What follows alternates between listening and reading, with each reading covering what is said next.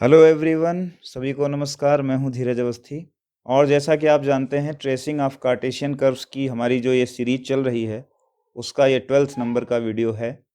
और first video में इस सीरीज़ के हम लोगों ने वर्किंग रूल डिस्कस किया था। स्टेप बाय स्टेप सारी प्रोसेस समझाई गई थी कि ट्रेसिंग ऑफ कर्व्स में क्या स्टेप्स होते हैं। और उसके बाद जितने वीडियोस बने हैं सारे 10 वीडियोस में हर वीडियो में एक प्रॉब्लम को फुल डिस्कशंस के साथ सारे कॉन्सेप्ट डिस्कस करते हुए समझाया गया है। तो इसी क्रम में ये जो वीडियो है ये 12th वीडियो है और इसमें हम लोग प्रॉब्लम नंबर 11 सॉल्व करने जा रहे हैं। इसके पहले 10 प्रॉब्लम सॉल्व हो चुकी हैं ट्रेसिंग ऑफ कर्व्स की। तो मैंने सारी जो प्लेलिस्ट है सारे वीडियोस की उसका लिंक डिस्क्रिप्शन में दे रखा है। You can also check the link on clicking on this I card shown above. तो चलिए इस कर्व की ट्रेसिंग शुरू कर रहे हैं। इसमें लिखा हुआ है कर्व हमारा है a square y square is equal to x cube into 2a minus x. और ट्रेसिंग की प्रोसेस में सबसे पहला स्टेप होता है to check the symmetry of the curve. What kind of symmetry does the curve possess. तो सिमेट्री के लिए हम लोग यहाँ पर पावर्स देखते हैं। आप देख सकते हैं एक्स की जो पावर हैं वो तो ऑड भी हैं, जबकि वाई की पावर हमारे पास सिर्फ इवन है। तो अगर वाई की इवन पावर है तो कर्व एक्स एक्सिस के अबाउट सिमेट्रिक होगा। The curve is symmetric about X axis. Symmetry check करने के बाद सेकेंड पॉइंट होता है कि हमारा कर्व जो है ओरिजिन से पास करता है अथवा नहीं। To check the nature of the curve at the origin. तो स्पष्ट है, आप साफ देखते हैं कि अगर 0, 0 हम यहाँ पुट करेंगे तो लेफ्ट हैंड साइड भी 0 हो रही है और राइट हैंड साइड भी 0 हो रही है। So the conclusion is that our curve passes through origin. और अगर कर्व ओरिजिन से पास कर जाए तो तीसरा स्टेप होता है टेंजेंट्स एट ओरिजिन। आपको मालूम होना चाहिए कि टेंजेंट्स एट ओरिजिन ये चीज़ हमें केवल तब निकालनी होती है जबकि कर्व ओरिजिन से पास कर रहा हो। अगर आपको रूल्स में दिक्कत है, आपको स्टेप्स नहीं पता हैं, then I would like to say once again to you to go to the playlist, to open that link and to find that video in which I have discussed the whole working rule of how to do the tracing of curves in Cartesian form. Tangents at origin निकालने का तरीका होता है कि curve के equation में जो lowest degree terms होते हैं उनको इक्वेट किया जाता है 0 के। तो देखिए इस टर्म की डिग्री 2 है, इस टर्म की डिग्री मल्टीप्लाई करने पर 3 बनेगी और एक्स क्यूब को एक्स के साथ मल्टीप्लाई करेंगे तो डिग्री 4 बनेगी। इसका मतलब जो ये वाला टर्म है ए स्क्वायर वाई स्क्वायर यही लोएस्ट डिग्री टर्म है। तो इसको हम लोग 0 करेंगे। A square y square is equal to 0। ए तो 0 में जाएगा ही, यहाँ से हमको मिलेगा y इज इक्वल टू 0 जो कि कुछ और नहीं है बल्कि एक्स एक्सिस का इक्वेशन है। That means x axis is the tangent at the origin. अब आइए थोड़ा सा इसकी एनालिसिस करते हैं कि हमारा जो कर्व है वो एक्स एक्सिस के अबाउट सिमेट्रिक है, कर्व ओरिजिन से पास भी करता है। यानी सिचुएशन कुछ ऐसी होगी कि अगर हमारा कर्व ऐसे ऊपर जाएगा तो ऐसे नीचे भी आएगा, क्योंकि मिरर इमेज होनी है एक्स एक्सिस, ऊपर नीचे सिमेट्रिक है एक्स एक्सिस के अबाउट, तो कर्व ऊपर भी जाएगा नीचे भी जाएगा। और इस कंडीशन में आप देख सकते हैं कि ये जो हमारी एक्स एक्सिस है ये टेंजेंट बन रही है। और जब कर्व की दो ब्रांचेस किसी पॉइंट पर मिलें और उनकी एक कॉमन टेंजेंट हो तो इस सिचुएशन को कस्प कहा जाता है, आप जान सकते हैं। देखिए अगर ऐसी स्थिति होती, कर्व ऐसे जाता और सिमेट्री के कारण ऐसे जाता, तो फिर जो टेंजेंट होती वो वाई एक्सिस होती, ना कि एक्स एक्सिस।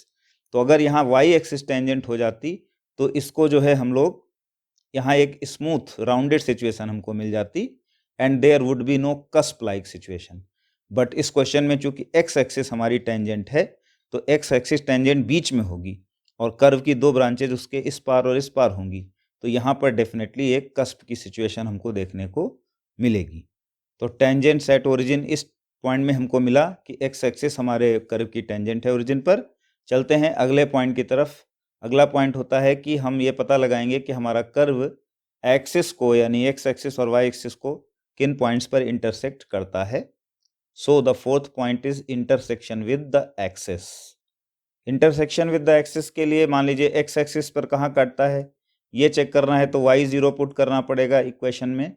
y0 पुट करने पर ये पूरा जो राइट हैंड साइड है ये 0 आ जाएगा। X cube into 2a minus X is equal to 0। और आप देख सकते हैं कि यहाँ से x की हमको दो वैल्यू मिलेंगी, एक वैल्यू 0 मिलेगी और एक वैल्यू 2a मिलेगी। इसका मतलब एक्स एक्सिस को तो हमारा कर्व एक ओरिजिन पर काटने वाला है और एक पॉइंट 2a है यहाँ पर काटने वाला है। और y एक्सिस को कहाँ कट करता है इसका पता लगाने के लिए x0 पुट करेंगे। x0 पुट करेंगे तो राइट हैंड साइड पूरी 0 हो जाएगी और आप देख सकते हैं कि आपको मिलेगा सिर्फ y इक्वल टू 0, यानी y एक्सिस को हमारा कर्व सिर्फ और सिर्फ ओरिजिन पर ही मिलने वाला है। उसके अलावा y एक्सिस पर और कोई दूसरा पॉइंट नहीं होगा जहाँ पर कि हमारा कर्व y एक्सिस को काटता हो।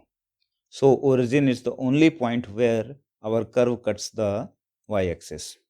तो चौथे पॉइंट में हमने इंटरसेक्शन का भी पता लगा लिया है। एक एक करके इन्फॉर्मेशन हम लोग लेते जा रहे हैं अपने कर्व के बारे में। अब बात करें अगर कि इसके बाद कौन सा स्टेप होगा, तो आप जानते हैं कि 5वें स्टेप में हम चेक करेंगे कि हमारा कर्व कितने जोन में या कितने रीजन में या कितने डोमेन में एग्जिस्ट करता है। So 5th point is going to be the existence of curve.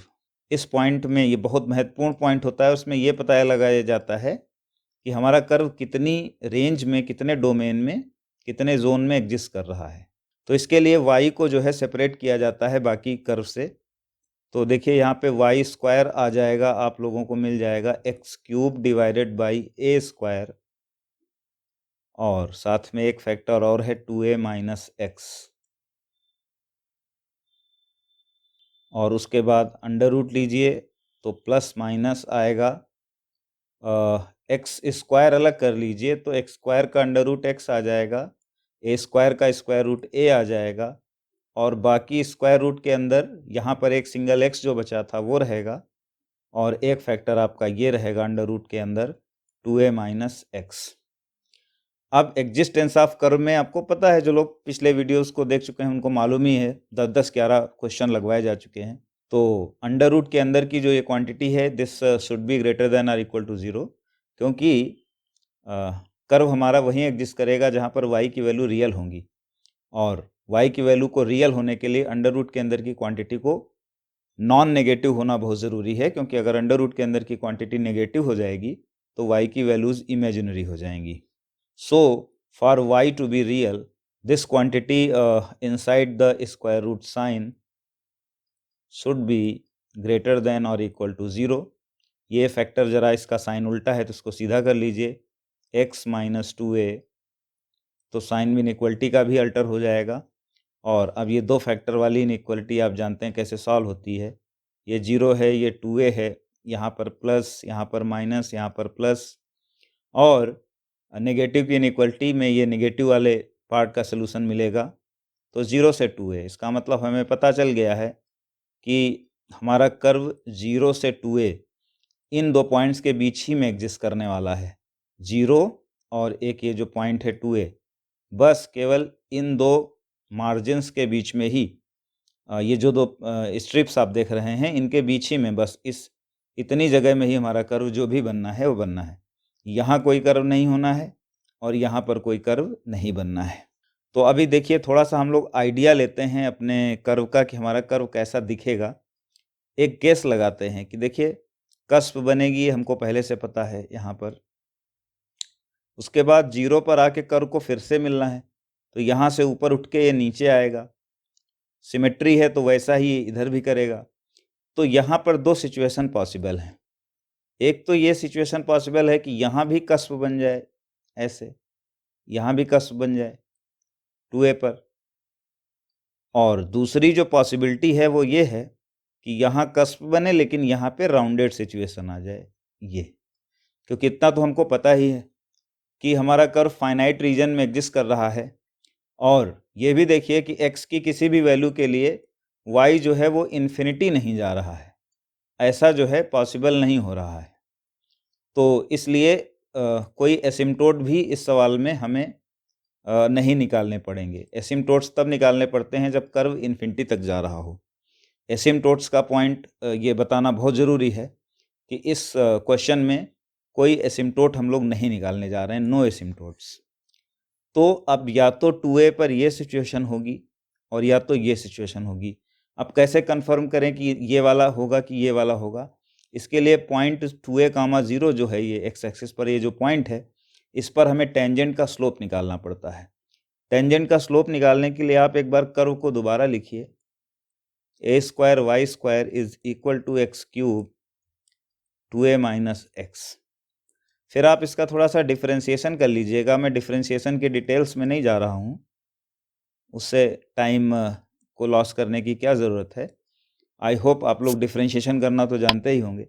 तो इसका डेरिवेटिव आप निकालिएगा तो डेरिवेटिव कुछ इतना आ जाएगा, 6a X square minus 4x cube divided by 2a square Y. अब आप देख सकते हैं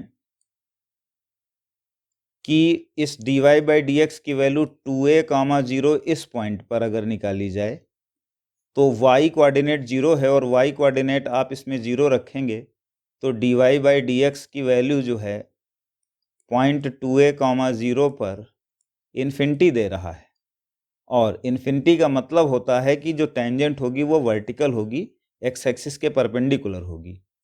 तो अभी हमने जिन दो केसेस की बात करी थी, तो हमें पता चला कि हमारी जो टेंजेंट है वो वर्टिकल है और वर्टिकल टेंजेंट इस केस में पॉसिबल नहीं है, वर्टिकल टेंजेंट इस केस में पॉसिबल है। तो इन दोनों सिचुएशंस में से रूल्ड आउट हो गई ये वाली सिचुएशन और फाइनली डिसाइड हुआ कि ऐसी शेप हमारे कर्व की होने वाली है। तो चलिए एक बार सारी बातों को कंपाइल करते हैं कि हमने क्या क्या निष्कर्ष अभी तक निकाले हैं अपने कर्व के बारे में, और फिर एक नीट एंड क्लीन ईजी सा डायग्राम हम इस क्वेश्चन में बना के देते हैं finally. So you can see, let us say this is our x axis and this is our y axis. कोई एसिम्टोट नहीं है, 0 और 2a ये दो जो पॉइंट्स हैं इनके बीच में ही हमारा कर्व बन रहा है। एक्स ओरिजिन पर कस्प लाइक सिचुएशन है, तो यहाँ से जाता है और फिर यहाँ से राउंड लेता हुआ यहाँ पे हमारा फंक्शन आ जाता है। पॉइंट को थोड़ा रिसाइज कर लीजिए, यहाँ पर पॉइंट कर लीजिए, यहाँ पर आप टेंजेंट भी शो कर सकते हैं और ये ओरिजिन है। तो बस इतना सिंपल सा ही डायग्राम, इतना सिंपल सा ही ये कर्व है और कोई बहुत ज़्यादा इसमें डीप चीज़ें नहीं हैं। तो यहाँ पर आके हमारे इस कर्व की ट्रेसिंग कंप्लीट हो जाती है। मुझे लगता है कि आप लोगों को ये चीज़ें अच्छी लग रही होंगी। If you find these things beneficial for you, then you must consider subscribing this channel, liking the videos and sharing this content with your friends. So this is enough for now. See you soon in the next video. Bye bye, take care.